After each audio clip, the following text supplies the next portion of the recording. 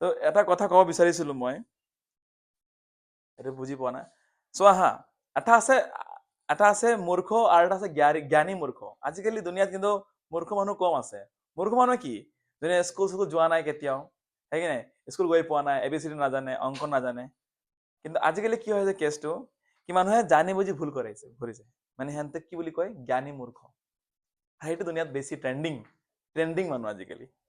কিন্তু সেইটো বৰ বেয়া কথা কিন্তু, ঠিক আছে না? তো এটা আছে গলতি আৰু এটা কথা কৈ আছো, এটা আছে গলতি, এটা আছে পাপ। গলতি কাক বুলি কয়? যিটো কাম তুমি অজান্তা কৰি দিছা, নাজানা কৰি পেলালা, বা তুমি গৈ আছা, তোমাৰ হাতটো কাপত লাগি গ'লে, কাপটো পৰি গ'ল, ভাঙি গ'ল, সেইটো গলতি হৈ গ'ল, ঠিক আছে?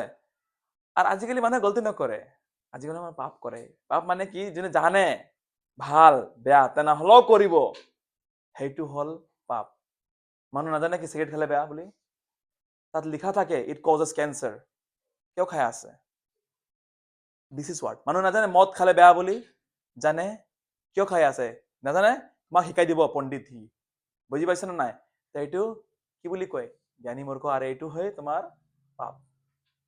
আৰু এটা আছে চকু নাথাকা অন্ধ। চকু নাথাকা অন্ধ মানে যোনে সঁচাকে দেখি নাই, জন্মৰ পৰা অন্ধ। আর এটা চকু থাকা অন্ধ। আর সেই ট্রেন্ডিং আজি টপিক, ঠিক আছে না?